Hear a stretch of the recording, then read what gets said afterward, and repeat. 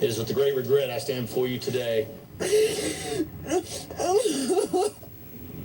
been dreading this moment early on in this investigation.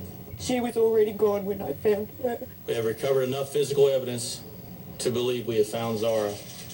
The murder. Crime scene. Murder. She's dead. Zahra, dead. Dead. Child is dead. Dead. Dead. Zahra is dead. Everyone wants me dead. Their search for the body of a 10-year-old girl. Human remains. Today, our community mourns, our state mourns, our nation mourns, and the world mourns. You're probably in heaven with the angels and God. Sure that God is taking great care of you. I'm Jean Casares of In Session on the True TV network in for Nancy Grace tonight. Zahra Baker is dead. It was confirmed today that a bone that was found last week being tested for DNA has confirmed it is to be the DNA of Zahra Baker.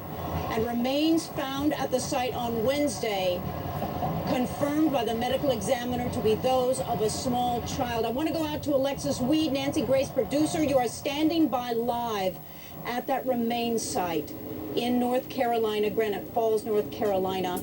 Breaking news, what's the latest?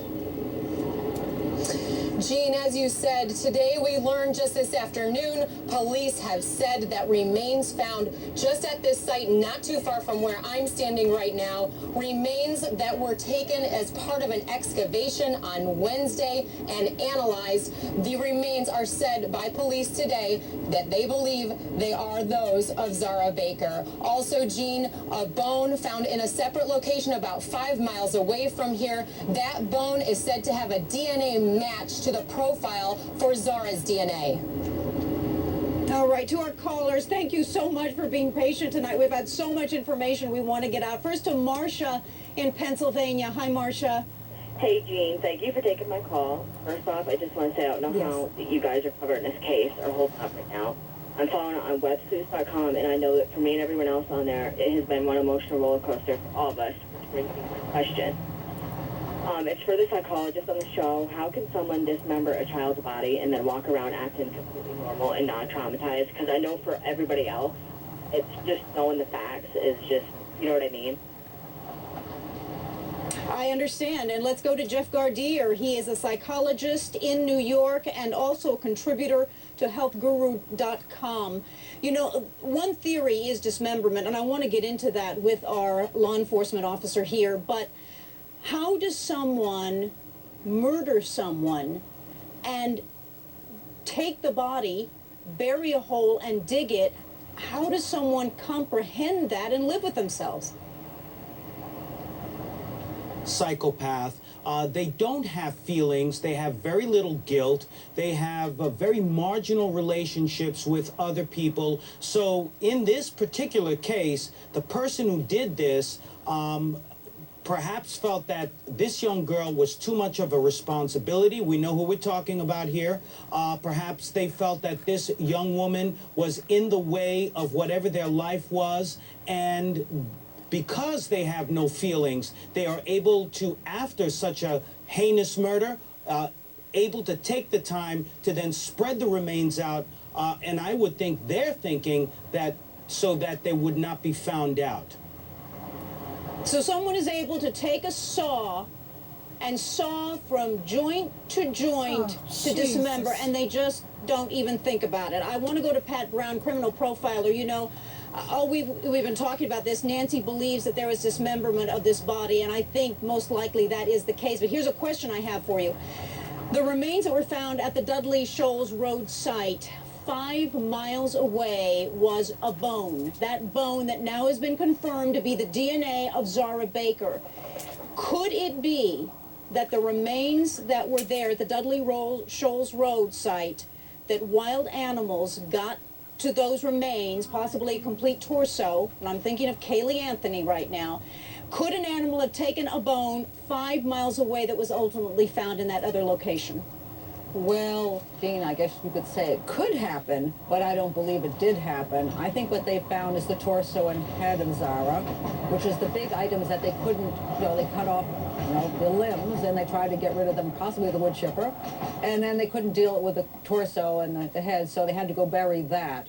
My guess is it was buried deep enough that probably it wasn't dug up by the animals. So I don't think it was carried off. And when you're looking at how somebody can do this to a child, well, this is not a child that they loved. This child is a thing to them, and obviously they didn't love her in life. They didn't love her after her life was over either. So then they just had to get rid of the problem that was there in front of them. It's kind of like throwing away an old dress or something. They just have to get rid of it. And with us tonight is exclusively Carrie Fairchild. She is the sister of Elisa Baker tonight. Ms. Fairchild, we thank you very, very much for joining us tonight, because you don't have to. But we've got to ask you some things everyone wants to know, because it is believed that this precious little girl was dismembered, her body cut up. Could your sister have done something like that? I can honestly say I don't know. Maybe, maybe not. I don't know. What about Adam Baker? I didn't know him well enough to say much about him at all. I've only met him just a few times. I didn't get a chance to really get to know him. I can imagine how shocking it is to even have to ponder the thought that your sister dismembered a little girl like Zahra Baker.